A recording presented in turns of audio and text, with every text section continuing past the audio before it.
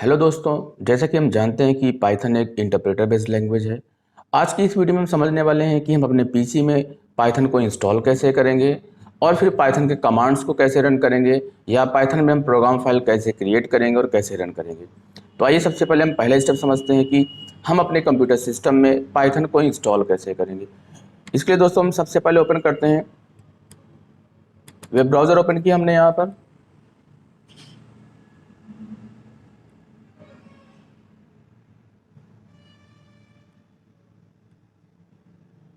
Web browser पर दोस्तों मैं वेबसाइट ओपन करता हूँ जिस पर हमें पाइथन मिलेगा। पाइथन का इंटरप्रेटर python.org, ये हमने वेबसाइट को दोस्तों ओपन किया। अगर आपको साइट का नाम नहीं पता है तो आप गूगल पर सर्च भी कर सकते हैं, आप कीवर्ड यूज़ कर सकते हैं डाउनलोड पाइथन। यहाँ पर देखिए दोस्तों, python.org वेबसाइट हमारे सामने ओपन हो गई है। यहाँ पर जो कि हमारे लैपटॉप में इस समय विंडोज़ 10 इंस्टॉल है, तो हम लेटेस्ट वर्जन को भी डाउनलोड कर सकते हैं। देखिए दोस्तों, यहाँ पर डाउनलोड टैब मिला है। इस डाउनलोड टैब पे जैसे ही हमने क्लिक किया, यहाँ पर ऑल रिलीजेज है, यानी पाइथन के जितने भी वर्जन अभी तक आए हैं उनकी लिस्ट आपको मिल जाएगी, पाइथन का सोर्स कोड मिल जाएगा।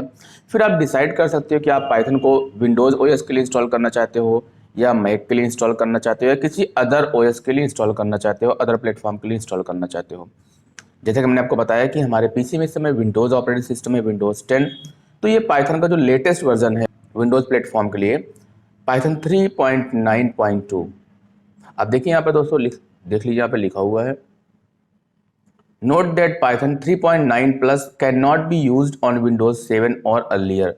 यानी पाइथन का जो वर्जन हमारा है 3.9 या इससे एबव, ये विंडोज़ 7 पर वर्क नहीं करेगा या उससे बिलो वाले ओएस पे वर्क नहीं करेगा। इसके लिए हमें विंडोज़ 7 के एबव जो ऑपरेटिंग सिस्टम है लाइक विंडोज़ 8, विंडोज़ 10 वो प्लेटफॉर्म यूज़ करना होगा।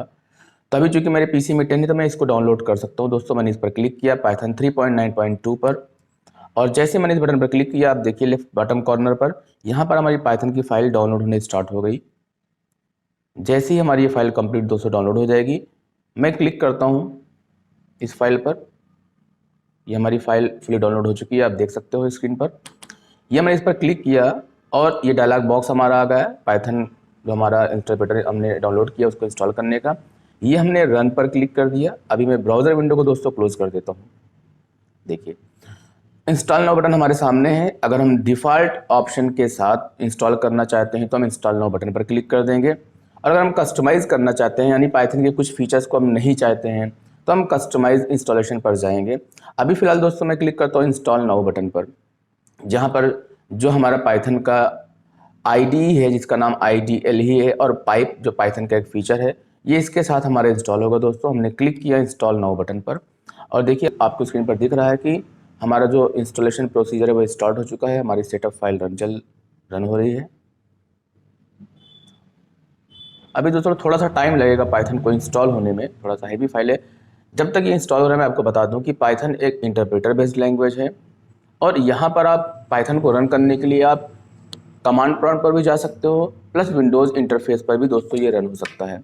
पाइथन में कुछ नए फीचर्स भी हैं, यानी इसका जो कमांड एग्जीक्यूट करने का प्रोसीजर है वो थोड़ा सा डिफर करता है बाकी ट्रेडिशनल लैंग्वेज की तुलना में, तो उसको हम लोग आने वाले वीडियोज़ में बात करने वाले हैं।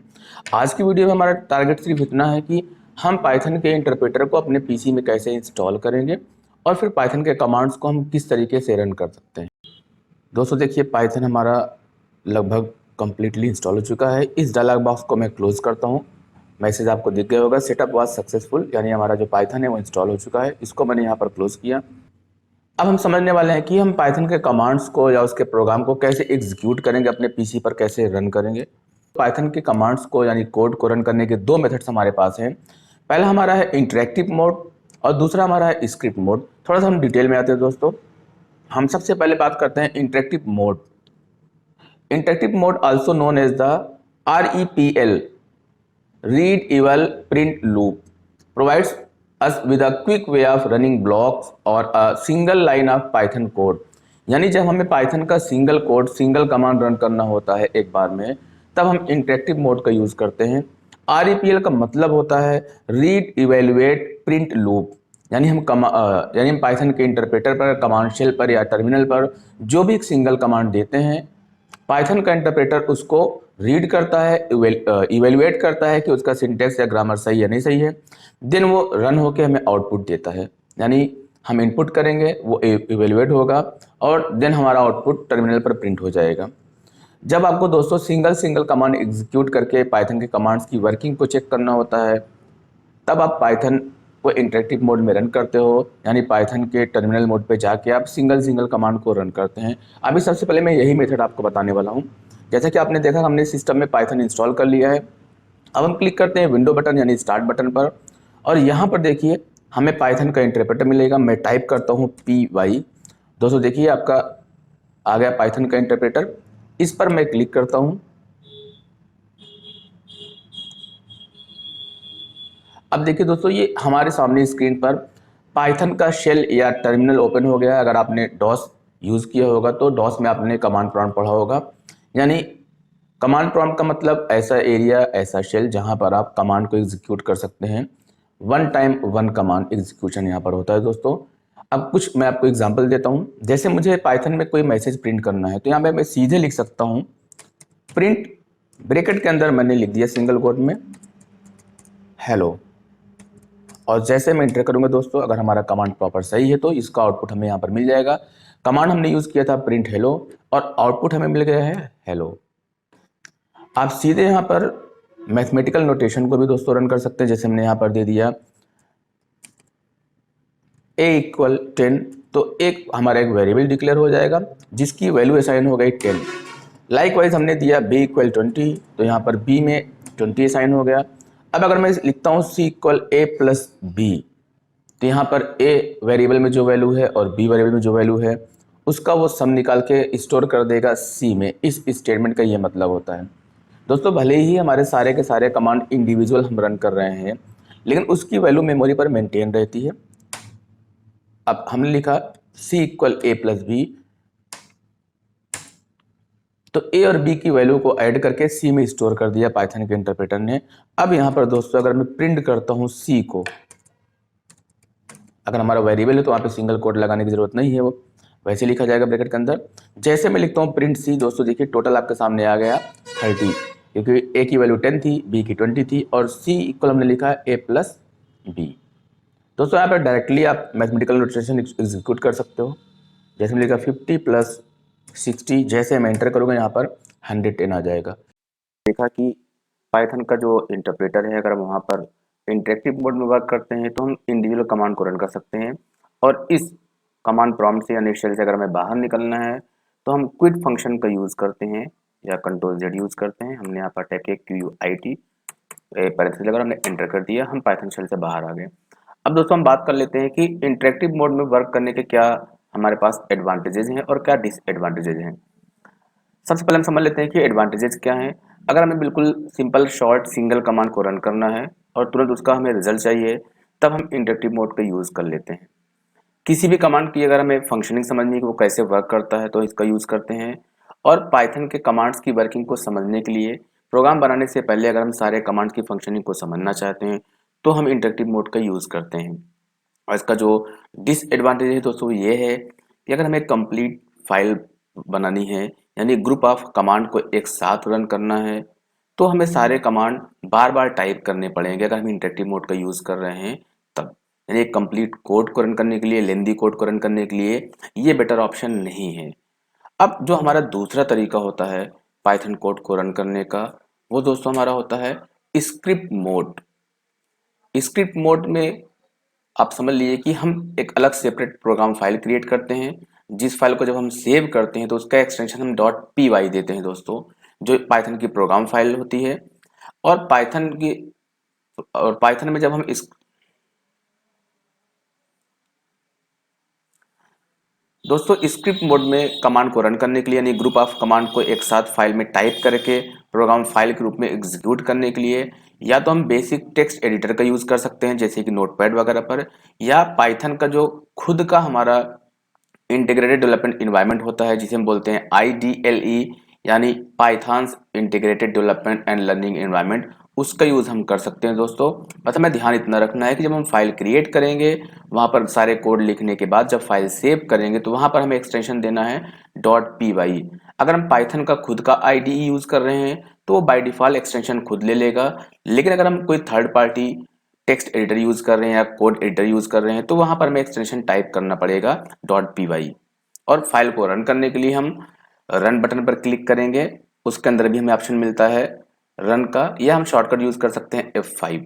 तो दोस्तों हम अब ओपन करते हैं पाइथन का IDLE, जो कि पाइथन का एक इंटीग्रेटेड डेवलपमेंट एनवायरनमेंट है जिसका यूज़ हम करते हैं स्क्रिप्ट मोड में कमांड को एग्जीक्यूट करने के लिए। ये हमने विंडो बटन पर क्लिक किया और यहाँ पर हम टाइप करते हैं IDLE। ये हमारे सामने देखिए आ गया पाइथन का IDLE, यानी पाइथन का हमारा जो इंटीग्रेटेड डेवलपमेंट एनवायरनमेंट है।